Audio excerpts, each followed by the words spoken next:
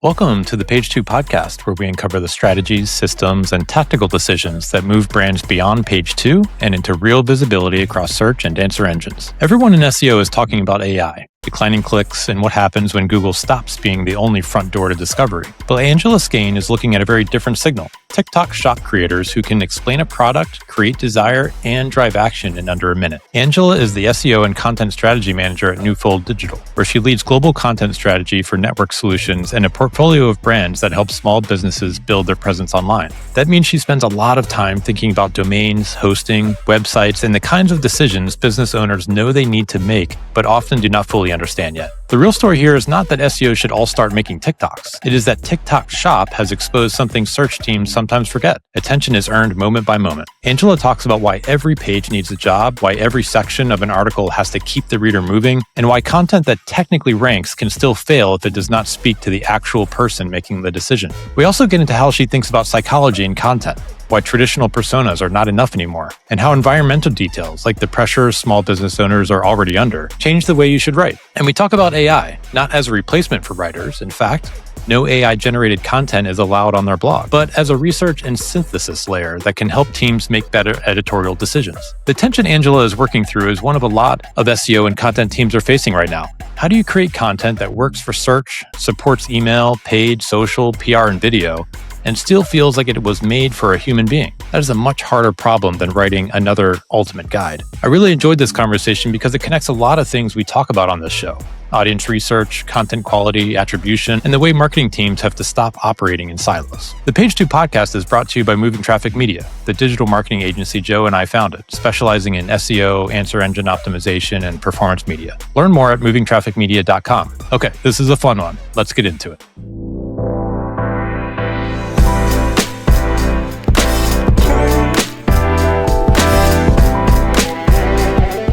Welcome to another episode of the Page 2 podcast. I'm your host, John Clark, and I'm joined as always by my partner at Moving Traffic Media, Joe DeVito. Hello. Today, we're excited to welcome Angela Skane, SEO and content strategy manager at Newfold Digital, where she leads the global content strategy for network solutions and a big portfolio of brands. Angela is also fresh off earning her first spot on the SEO Week stage with a talk on what's TikTok Shop can teach SEOs. And we're excited to dig a little bit more into that today. Angela, thrilled to welcome you to the show. Thank you for having me. I'm super excited to be here. We know you live in South Florida, and John and I spend a lot of time in South Florida. We have some clients there. Most of our team actually lives there. And I also learned you lived in Madrid for a while, and I'm just curious if, when you came back from Madrid to move back to Florida, was there something that you felt like, oh, I really miss this about Madrid, or wow, I'm just really happy that I have this again at home? Yes, absolutely. The jamón ibérico, hands down, it's the ham. I get it for Christmas every year. My mom actually found a place that imports it, and it's a once a year treat that I get from her. Spaniards are very proud of that.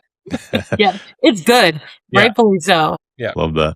Well, maybe let's start with your role at Newfold Digital. You had sort of this portfolio of brands. For folks who don't know maybe about the company or sort of how those brands sort of roll up in terms of content, can you take us through sort of what that structure looks like? Yeah, so Newfold Digital is the parent company, and Newfold is all about empowering businesses to manage their online presence, build their online presence, grow their businesses. We've got brands like Bluehost, which a lot of people know through WordPress. That is their bread and butter. And then we also have Yoast under our umbrella, which many SEOs are familiar with. And then Newfold Digital also has my side, which is Network Solutions. And we are the world's first domain registrar. So we've been selling domains before everybody could even buy domains. And so that is the primary brand that I work on. But we have a few other domain registrars, hosting platforms all over the world, serving mostly small business owners and companies to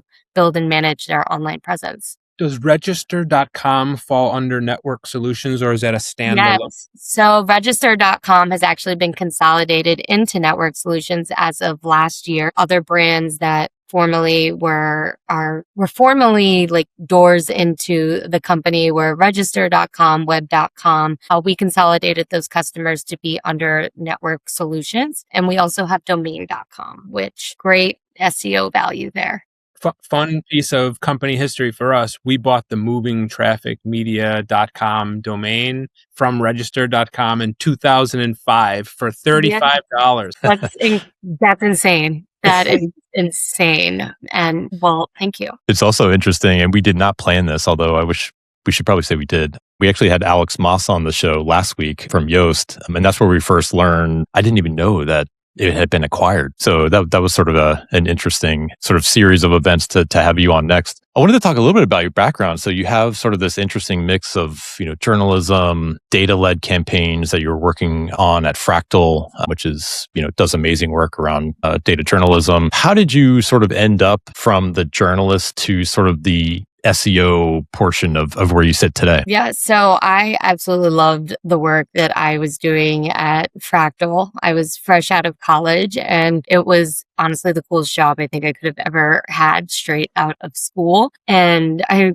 learned so much about like the creativity, the storytelling aspect, and really about content that wasn't news. It could be newsworthy, but I wasn't reporting on current events or, a local parade. And so as I was doing that over the years, I was like, why are we doing this? Like, why do people pay us to get these data journalism campaigns? And I learned more about link building and what value it was driving.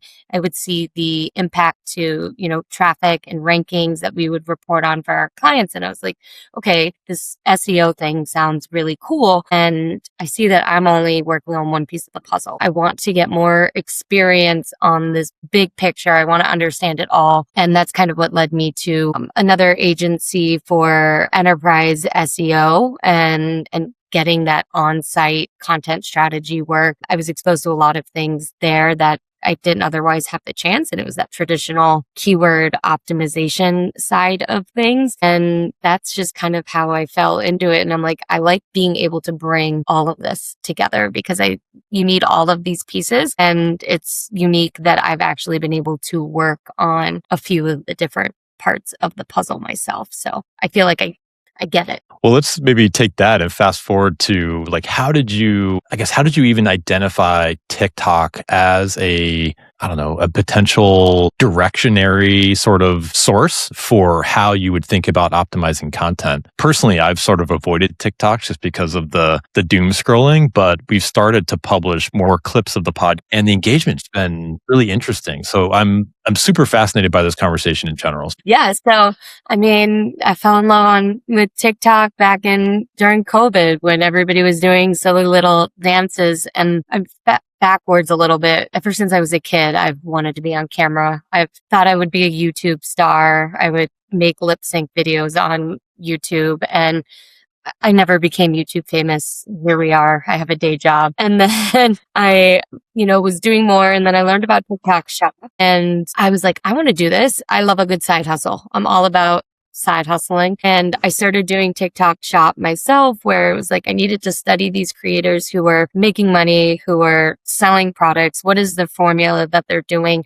Why is it working? And I didn't even go into it with the lens of like SEO. I went into it like, I think I could be good at this. And as I was doing it and studying it and listening to everybody teach about it, and I'm in a community that talks about, best practices and how you can, create these frameworks for success. I was like, this is what SEO also needs to do. Like, there's no reason that written content can't use some of this framework. That just because it's video doesn't mean there isn't something we can learn here. Yeah, I love that. So I guess maybe take us into that framework. Did you sort of create this framework based on the insights that you were sort of plucking out of your observations, or was it more of, I don't know, maybe something someone suggested in one of these groups that then you sort of riffed on from there? I think it is definitely not my original thinking. I don't have the answers here. I'm not making, hundreds of thousands of dollars on TikTok yet. And so I'm in a really great community. It's called 2739, but it is full of coaches, of people who are doing TikTok Shop, who are super successful. And, they're out there studying content. they're giving us videos to study. They're actually pointing out, here's what this person did. Here's what this line does. Here's what, your video is missing. We have live audits where you can submit your videos and someone kind of breaks it down line by line for you. And there's just a lot of creators who've been super successful on there that aren't gatekeeping information. So it's, there's some creators who are talking about the psychology aspect. I know you have a question in here for me about the best creators to follow, but one creator specifically, his name's Dustin Smith. He leans into the psychology aspect, and like everything he's doing is through the psychology lens, and like why, if you're not doing this, your content's not working. And I do spend a lot of time listening to that because it's helpful for my side hustle, but it's also easier for me to apply through my written work than the video aspect, which is something that's still new for me. I saw that article you wrote about the 8 human desires in psychology. Is that the framework of 8? Yeah. So the framework is, hooking somebody in, knowing who you're targeting, appealing to them through a specific emotion, and then closing the deal on whatever it is you want them to take. Like at a high level, like that's kind of the arc that you've got to get through. And so you've got to capture their attention. You have to keep it by appealing and speaking directly to an audience.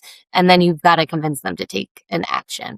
You had a great pitch to get on the SEO Week stage. Was Dustin the example video that you shared? He was using, I think, like a massage gun or something like that. No, Dustin is a creator who broke down that video and got it. Okay. got me thinking about it. He is more of a coach online who has been successful on TikTok. That one creator, I can't think of his name off of the top of my head right now, but that was just a creator who was very successful in selling that knee massager. Well, I was super interested in, I guess it could be applied to Reels, maybe even YouTube, but TikTok, they have sort of these multiple layers of contextual signals, right? There's the visual, there's the captions, there's the text overlays, there's obviously the spoken audio track. I'm curious how you think about each one of those pieces as maybe applicable to SEO content. Is there a way to sort of layer those same types of signals into content, sort of based on the insights you're learning from TikTok? Yes. And I kind of have a two-sided answer here. Okay. And the first part of it, I'll focus solely on written content and how you can apply these things. Humans are who we're writing for. Yes, I know we think about the machines and we've got to think about how the machines are going to read our content. But ultimately, if a human lands on your page, because they still are landing on pages, you can use aspects like a YouTube video. You can have a recording that reads your article to people. You can include images, you can include graphics. Your header image for your blog can be engaging that made somebody want to click or stay and feel something on that page. Every little element on a page does play a role. It is different from video. It's never really going to be one-to-one, because what you've got to do on TikTok is, because you only have about 30 seconds to get through a whole story. Whereas, you have about 30 seconds or less to hook someone on to your page. And then you have a lot of time to keep going if you do it right. Now, the other side of that is that SEOs can actually partner with these other channels to create cohesive stories so that your blog content is complementing a YouTube video. That YouTube video is then used to create shorts on, whether it's TikTok or YouTube or Instagram. Then you also can use that same video or blog to then get an SME to write a LinkedIn Pulse article. But then you can take bits of that and pitch it out to a publication and get a guest post on it. And all of these different elements are appealing to the different ways that people like to interact with content while keeping your brand narrative cohesive. So it's not necessarily that one-to-one.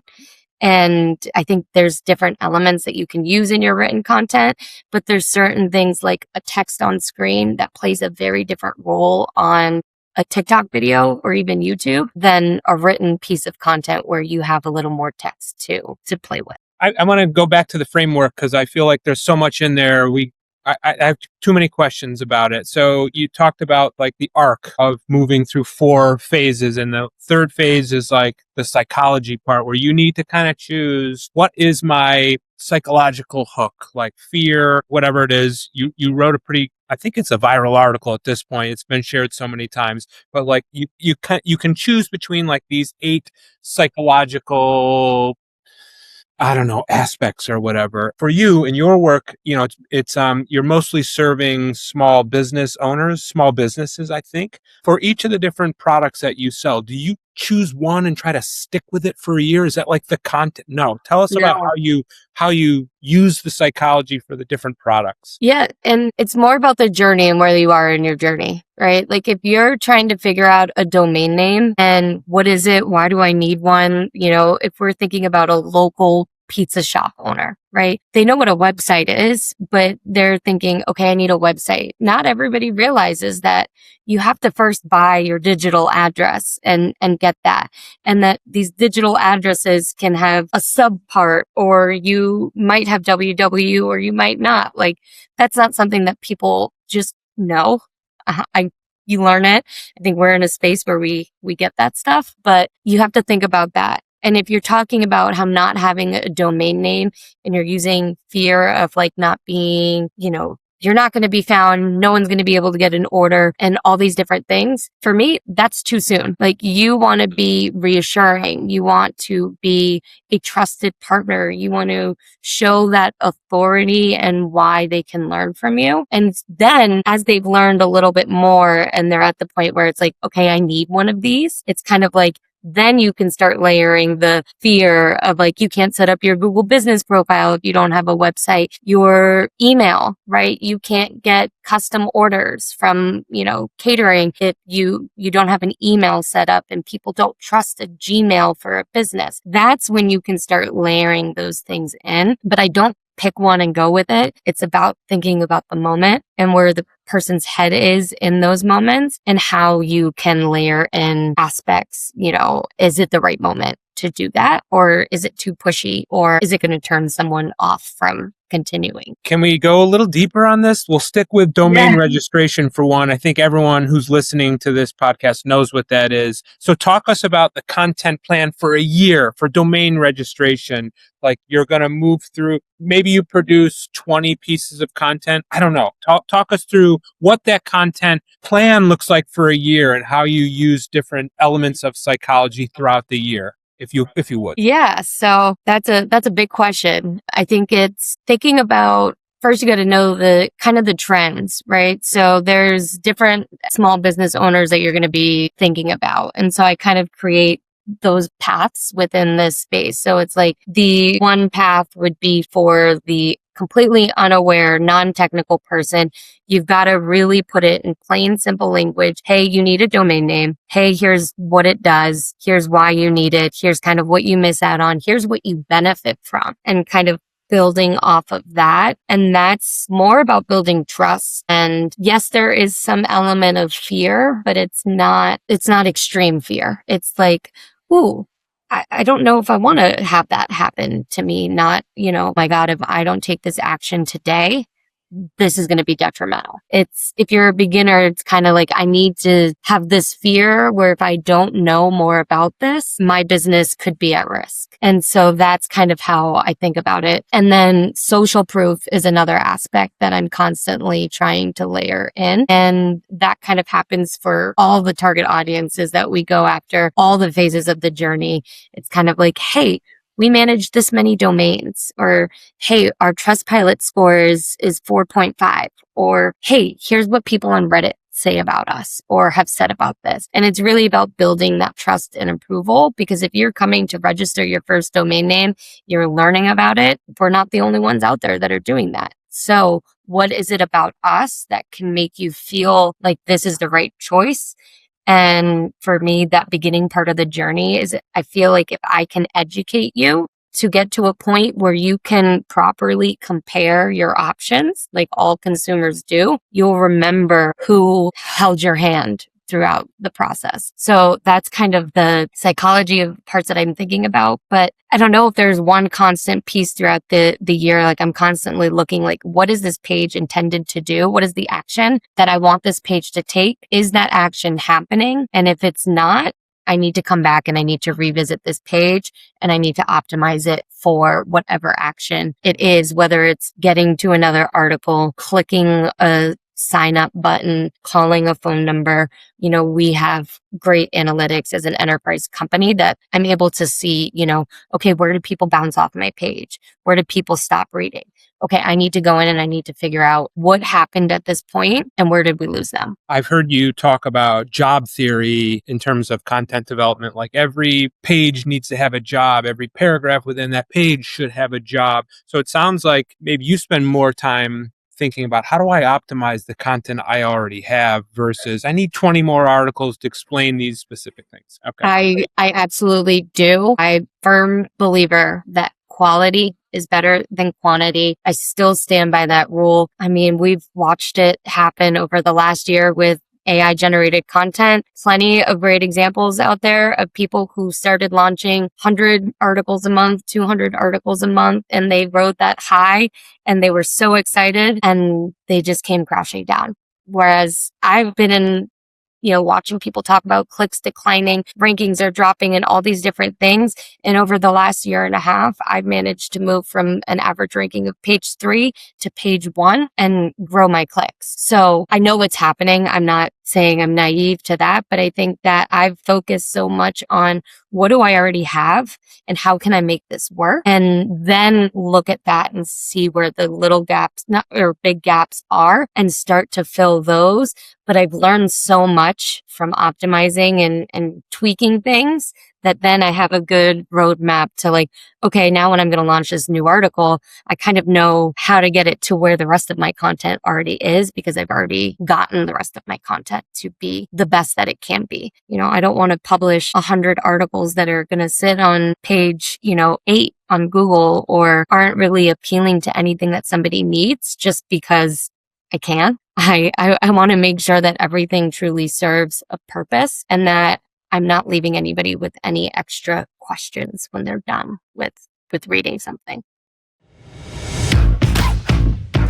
By the way, a content team going from page 3 to page 1, that's exactly the kind of thing we spend our days on at Moving Traffic Media. Let me take 30 seconds on that. A quick word about the team behind this show. The Page 2 podcast is produced by Moving Traffic Media. That's our agency. Moving Traffic Media is a digital marketing agency that specializes in SEO, answer engine optimization, and performance media. In plain English, we help brands show up in traditional search and in AI answers when people ask ChatGPT, Claude, Perplexity, or Google about them. And we back that up with everything around it, from paid media and social to web development built for how AI agents actually browse. Joe DeVita and I founded Moving Traffic Media, and we're headquartered in New York with a second office in Miami. So if your brand isn't showing up in AI answers the way it should, that's what we do every day. You can find us at movingtrafficmedia.com. Okay, back to the show. Angela, a few minutes ago, you were describing how you build these content paths for different small business owners. Totally unaware, the non-technical person versus someone further along the journey. And it got me thinking about personas, because you imagine along that path, there's sort of different needs, different wants, different fears, right? Sort of as they move through that path. Curious your thoughts just on personas in general. Like, are they still useful in today's age? Yes, but not the ones that we've traditionally relied on. So traditionally, a persona is, demographic information. Like we've got really basic information such as gender, education, income, if you're lucky, where they live, and then problems that usually a marketing team assigns to that persona, right? Like they've defined what those problems are based on kind of like what your products and solutions might do. But for me, personas are taking that information, but the public data that you can find out about those people. So if I'm targeting small business owners, I, can know that, okay, small business owners have limited resources or, they don't have a huge budget and they're not technically savvy. Those are great things that I can get from my marketing team. But what I don't always get from a marketing marketing team is that 18% of small businesses fail within their first year, and that 50% of small businesses don't make it to 5 years, and 65% don't make it to 10 years. That changes the way that I think about how I frame these problems and these solutions. If there is something going on, small businesses that do pizza. Let's just stick with the pizza theme. If pizza owners are facing, something in their industry that is impacting the way that they run their businesses, if I'm not aware of that, that does have a trickle down effect into them buying something from us. And how can I think about what else is going on in their mind? Because they're not just thinking about buying a domain or building a website. They have 100 other things that are on their mind, and they're weighing this decision against other decisions they have to make. So how can I think about that and what's influencing them in their environment? So I think the environmental data is super important for personas to be successful, but a basic level persona that is just using your own existing customer data isn't necessarily the most robust. I think you've got to understand humans, right? They're multi-layered. They're not just who your product is addressing. The cost of cardboard. That's what was going through my mind. Yes, there you go. Cardboard. For those that just impacted something, and now they have to think about, okay, do I really want to spend this much money on this? Or, do I really need this? Your job is to frame it in a way that says, yes, you do really need this, because with this, you could have the tools or the visibility to now make this much more money. And now you don't have to worry about the rising cost of cardboard isn't hitting your bottom line as hard as it was before. That's a really wild assumption and things like that. And I won't make any claims that say having a website's going to automatically make your website more money or make your company more money. But if you can show them things that they might relate to making more money and how a website ties into that, you can subconsciously get them to feel that way. John asked the question about personas and are they still important? And I know where that comes from because we worked at a big agency together for a lot of years, and most briefs would start with, here's our target. She's a soccer mom, or he's a stay-at-home dad. And it was like, here's a picture of this woman or this man, and here's some characteristics. But now there's still probably, you want to be able to identify your target audience, still important. But now people use a large language model and say, I'm a mother of 3, and they tell you who they are. So it's a little bit different when the consumer just says, here's exactly who I am. How can you help me? Exactly. And so if you can think about that stuff in your content, like you can appeal to that. And, I say name your audience. Like if you are talking to small business owners, mention small business owners in your content.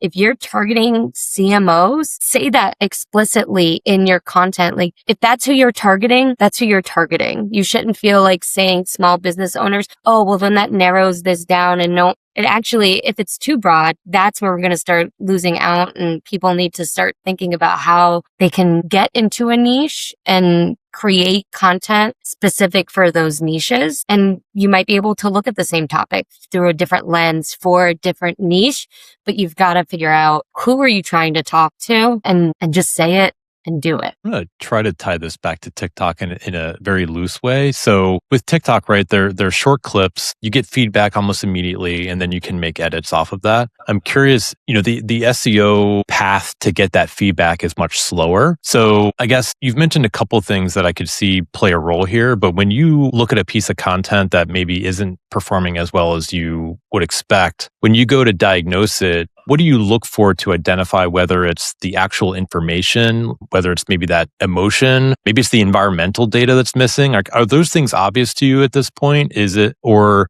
do you really need to understand more of the data and sort of that feedback loop in order to make those decisions? Does that make sense? Yeah, it does. And I think it's a combination. It's an art that I've kind of been in now for a while. So sometimes it feels like I can just kind of tell, but I also am trying to pretend I don't know anything about what I'm reading. And in this space, it's super technical. It's not that hard sometimes. So I can be reading an article about hosting, and if it's using all of this language and technical specs and this and that, and I don't understand it, and I'm just kind of like, I don't even want to keep reading this article. It's missing the human connection. It's missing the plain language. It's missing the why do I need to care about this? It's reading more as a technical spec sheet. And for some products or some articles or some other brands, that is totally fine because that's what your audience wants. That's not what our target audience for network solutions needs. So if I'm reading that and I'm like, I need a college degree to understand this, or throw it into ChatGPT and say, explain this to me like I'm 5, then we missed the mark and that. And so that's kind of where I'm looking, but kind of in terms of like that feedback loop. I mentioned I'm very fortunate. I've got great analytics and I'm looking at bounce rate on pages. I feel like that's not a metric enough people pay attention to is, that bounce rate. And then I'm also able to see through, recordings where people stop scrolling on a certain page. So if a certain page is spiking or a certain page has a way above average bounce rate or dwell time, I'm able to be like, you know what, I want to dig into the actual user interactions here and look. So I am very fortunate to have that. And I know not everybody has that data, but I think the reading aspect, like read the work that you're doing, read the work that's coming out from your team, read the work that's coming out from other teams, and actually try to think before you joined your company or learned about this niche, how would this article resonate with you? And, if that's your target audience. If you're an expert, does it explain what you needed it to explain clearly? Did you get distracted because there was too much fluff? Like I try to put myself in the user's shoes, essentially. And I think it's not a concrete answer to a clear path, but it's just kind of how my brain works. I'm very much an empath. So I feel what somebody's feeling, I feel like. So You mentioned scroll depth, which I think is a very underrated metric, but it made me think, what's your opinion on, like the skyscraper content, right? Like the 3,000 plus word type of ultimate guide articles. Do those still have a place in, today's content ecosystem? I believe in writing for humans first. And if there's something that warrants that and that you're able to keep people engaged through it, and it's truly something that you need that for, absolutely. I do not set word count limits with my team. I do not say that do not have paragraphs more than this many words. I really don't, because you start messing with the ability to clearly communicate with a human because somebody's trying to trim 4 words off a paragraph and now it reads like a robot wrote it.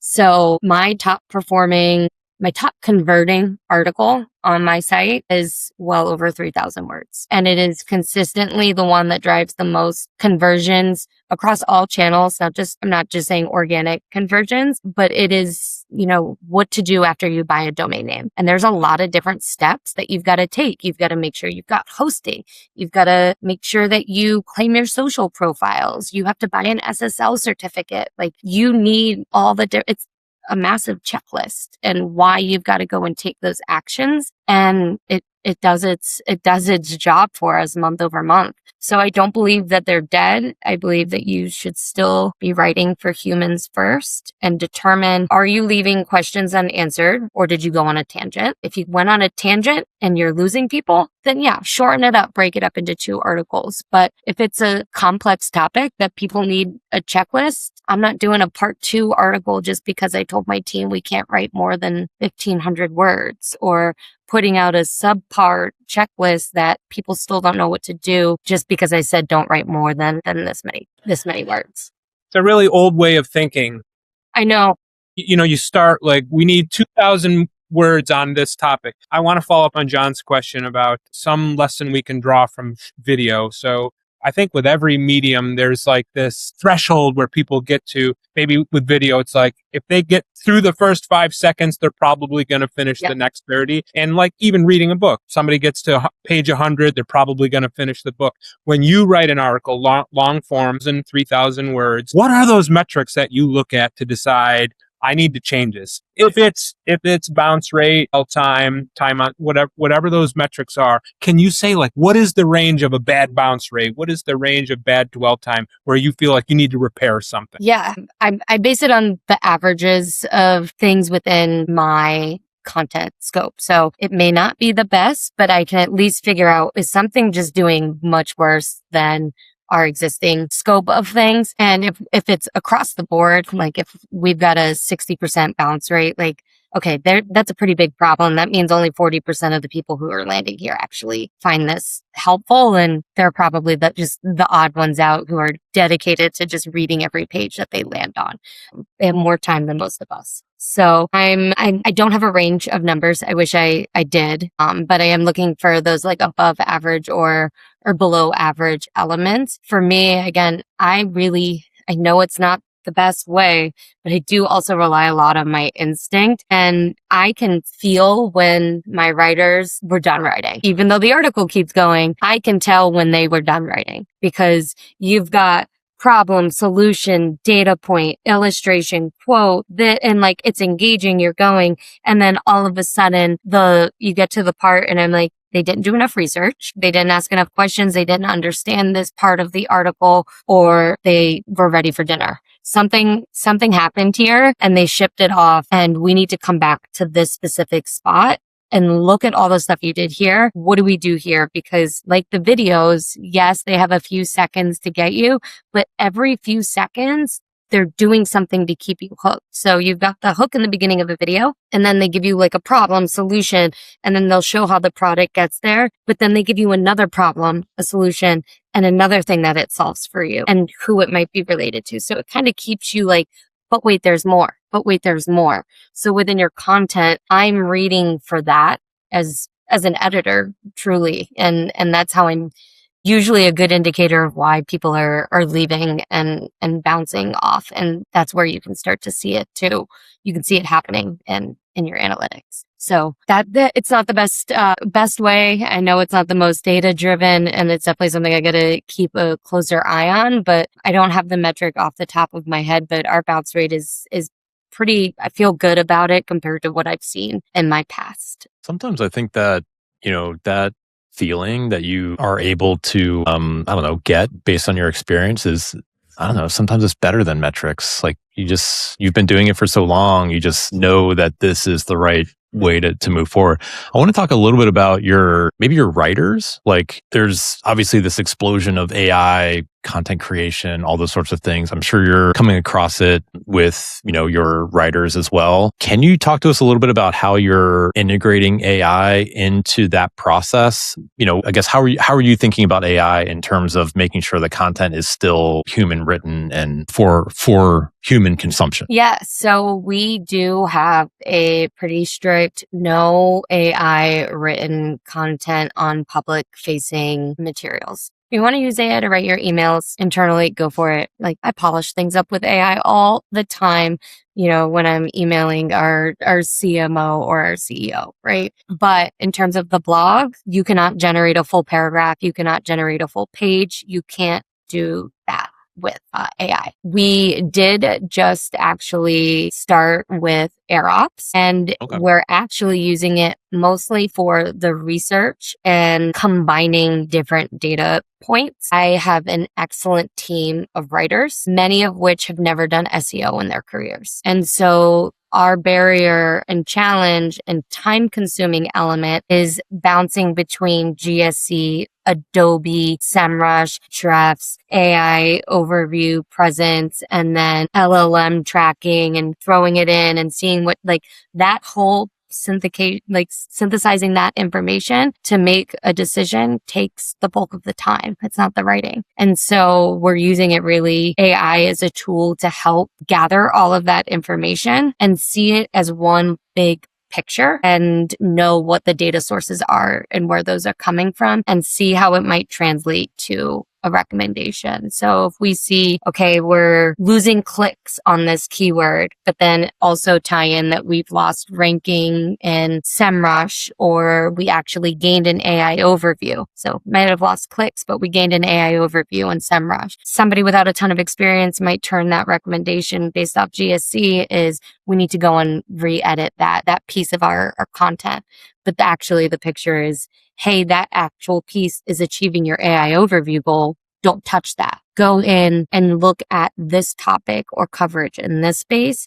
And then it's on the writers to kind of take that and run with it. So we are using it more so on like the research and gathering of information faster in a more cohesive way, but it is still 100 on the writers to learn what that information means and whether those recommendations are actually valid for our target audience and what we want that article to do, because you can get recommendations all day long from AI, but the art is actually implementing them and if it's the right one and to what scope you want to do that. Like nothing is ever done without that human intervention and thought process. So I guess, do content briefs still play a role here? Like that synthesizing of data goes into the brief, and then that ultimately is what you hand off to the writer, and they sort of, okay, got it. Exactly. And before now, we actually, the way that our team is structured is we call them pods, but I have an SEO pod, and their entire focus is finding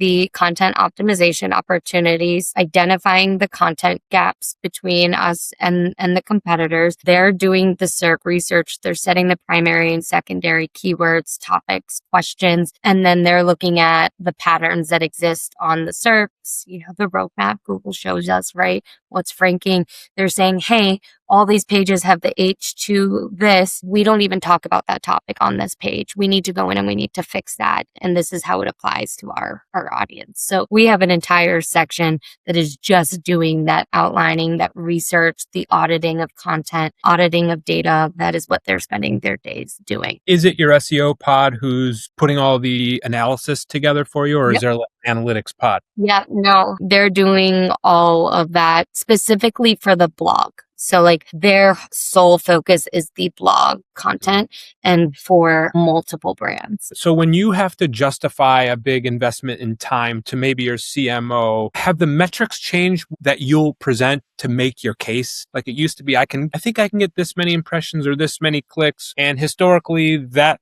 much volume has a conversion rate of this, so we'll get that. Has that conversation changed for you? Have the metrics changed? Not really, but I do spend a lot more time articulating the conversions and bookings and orders that come from the blog, not just from SEO though. Because if you think about it only as a tool for search engine optimization, you're missing out on the fact that your email channel is also leveraging the content that your team produces to get content for their emails. You're missing that the paid team often will pick up a really good article or something and use it as, a PPC landing page. You're missing that the social team is also getting all of that. YouTube sees that you did a really great article and they're like, hey, this would actually be great as a visual. And we're doing that. So like if you are only reporting on clicks and impressions and these things from search, you're missing out on all of the other impacts that content has on a business. And people miss that when they think about it only through the lens of SEO. Like that is not the only purpose of the blog. It is a huge component and the majority of my traffic. But I'm constantly reporting on the total number of orders that are coming from our content. I also report on participation orders. So people who read the blog or enter on the blog and spend some time, but if they come back within 30 days and make a purchase, if we're cookied in there, then I get the credit for that. Because their first interaction or a big interaction with us was through my team's work. I want to be able to report on that because purchases don't always happen, especially with something like a website that's a decision. It doesn't happen immediately in a moment. It's about digesting information, thinking about it, and then coming back and making that purchase, which could be branded search. It could be direct to site. It could be that one more social post, that paid social post that jumps into their feed because it knows you've already interacted with us. Like so many different things come into play that I think you take credit for it. We played a role in it. God, I love everything you just said. Like, I feel like I'll try to come up with a question out of this. So, you publish an article and literally it sounds like the entire team has access to it and they can repurpose it how they like, which I think is the holy grail of, I don't know, any business, but is rarely done.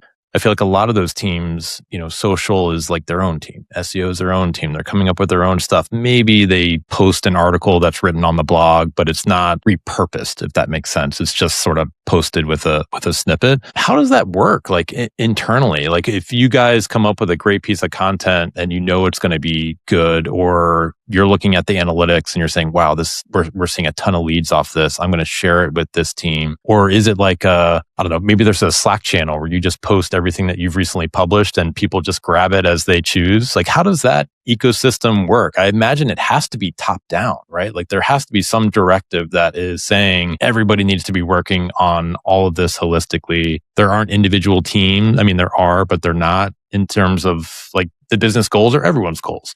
Yeah.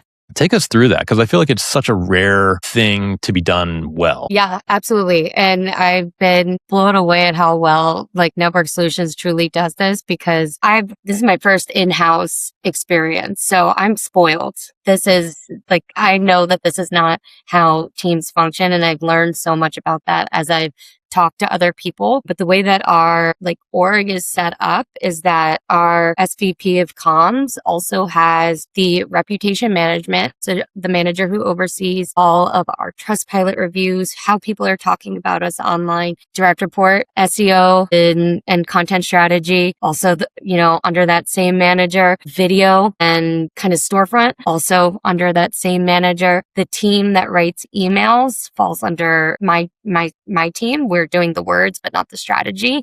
So they know when they can kind of grab something and like interlink or suggest a different idea. PR also kind of falls under my scope as well. So it is all like, we all just work together day to day. And it's like, hey, I've got this. Do you want this? Hey, we just wrote this really great article. Do you want us to actually go ahead and put an outline and storyboard it for the video team? Like, we'll make your life easier. Here you go. Like, or hey, we interviewed so-and-so about a new product release. We've got the video recording, we've got the transcript, and we've got a fact sheet. Hey, video team, do you want to go make a few shorts to announce this new product offering? We already did the work for you. So like we're constantly collaborating in that sense. We have weekly meetings where customer support, sales, email, the storefront side of things. So who's managing like A/B testing, different things like that, SEO content, everybody's all on a call and everybody's sharing out their analytics. You can ask questions, what you're working on. Hey, I want access to that. And we do. Like, it's for such a large company, everybody's constantly working together. And when a brand does something really well, we'll, say, hey, Bluehost, I saw what you did here. Give me the numbers. What did you do? What was your process? What did you learn? And then we go figure out how we might be able to leverage it, or if it's the right, play for us as well. There's a lesson in organizational behavior here that I would suggest is your next idea when you're pitching for your SEO week presentation next year. Exactly. Thinking about content in the ecosystem is how a company will succeed in this new age we're rapidly moving into. It can't be done in silos like social, search, PR, like email, like putting all these pods of people together to think about things holistically is the only way to succeed. And I feel like we need another hour just to dive into that. I can't imagine a better aspirational topic to end on. Let's jump to some rapid fires. So TikTok, what maybe single habit have you identified that maybe, SEO team, maybe content team should try to emulate or steal based on your research? I said it before, name your audience, address who you're speaking to in your content. Best Jonas Brother album. I can't do it. I can't do it. Most underrated Jonas Brother album. How about that? They're self-titled, Jonas Brother. Their self-titled album. I think it's underrated. It's got some bangers on there. What's one thing you would recommend removing from common, SEO introductions of a piece of content? The plain old, definition, keyword in that first sentence, and a blah. way. Was there a side hustle you attempted but failed at you can share with the audience? I would still say TikTok shop. I haven't failed, but I'm still working a 9 to 5. So Yeah. I wanted to quickly ask about data. What's a really good free audience research source that folks should dive into? Reddit and customer reviews, the internet in general. People are talking about you everywhere and talking about your products or other competitors everywhere. All right, last one. What's the most useful knot when sailing? Oh, square knot. All right. Square knot. You can fix a few things with that. Sounds good. Angela, this has been awesome. Thanks so much for taking the time and being so transparent. We really appreciate it. Let our listeners know where they can find you online. And are you going to be speaking anywhere soon? I do not have any speaking engagements for the rest of the year, but hopefully, start pitching for next year here again soon. But you guys connect with me on LinkedIn, Angela Skane, and that is probably my second most active social media outside of TikTok. Sounds great. Well, thanks again for joining us on the Page 2 podcast. So excited to have you join. And for those listening, please remember to subscribe, rate, and review. We'll see you next time. Bye-bye. Thanks.